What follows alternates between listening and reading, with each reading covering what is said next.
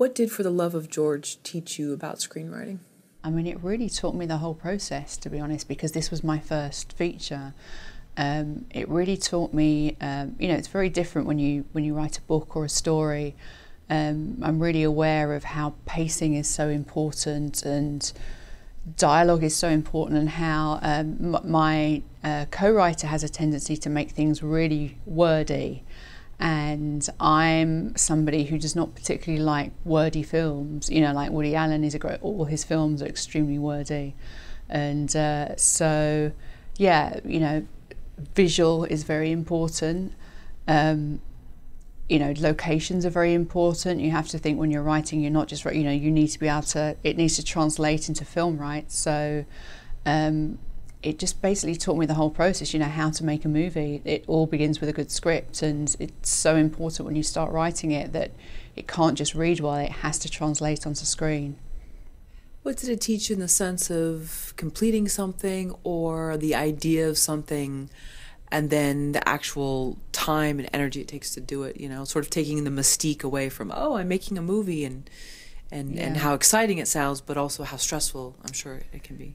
Yeah, I mean, people, even now people say to me, oh, that's great, you made a movie. And, when you're in the middle of it, it's like, I mean, obviously none of us would be in this industry doing this if we didn't enjoy it and it wasn't something we wanted to do. But, for me, there were so many struggles and so many problems in the producing side of it, and, so many curveballs like the engagement that happened, and even just financing and trying to get a director and having producers sign up and then drop out, and there was just so much, and it just it really kind of taught me that, I mean, there were days when basically I wanted to give up and thought this just isn't worth it, but you just get up the next day and you keep going, and it really kind of made me realize that if you're passionate about something, there is an ending to it, and it's something you can be really proud of. And to now look back and think, I did this feature and it started as just this little idea, and I'm proud that it was my first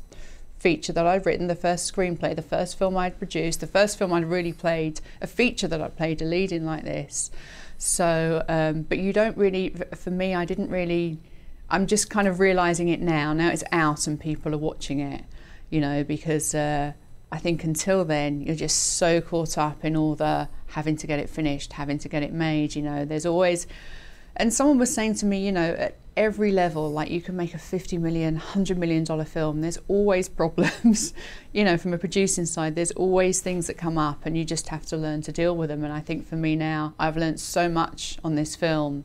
Like hopefully the next one is going to be a little bit easier, because I think I've faced almost every problem that you can face when making a film, but you can get through it, and as long as I think you have the passion and the determination and you don't give up, it's worth it. It is worth it. I now have a film, which has distribution. Yes, which has distribution, and people are watching, and and you're seeing the reviews come out, and it's like, oh, something I made that people are actually enjoying it, because you get so caught up in trying to make it good, and the sound and the edit and the distribution and everything that goes with it, you kind of forget what drove you to make it in the first place and the whole vision, and seeing at the end and seeing that people are actually enjoying it, it's a really good feeling. Have you always been a finisher, or how some people start many things and then they leave them half sort of undone for various reasons, or do you always make sure you finish everything you start?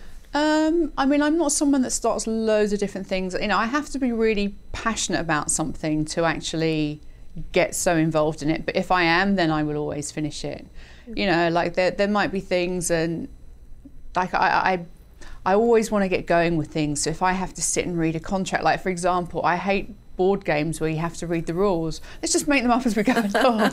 I don't want to sit there and read like a whole rule book. Let's just make them up, and that's the kind of thing I'll just kind of blag it and everything. But if it's something I'm really passionate about, I think I'll always see something through to the end. I hate not having an ending and having something half done. I want to do it wholeheartedly if it's something I actually want to do.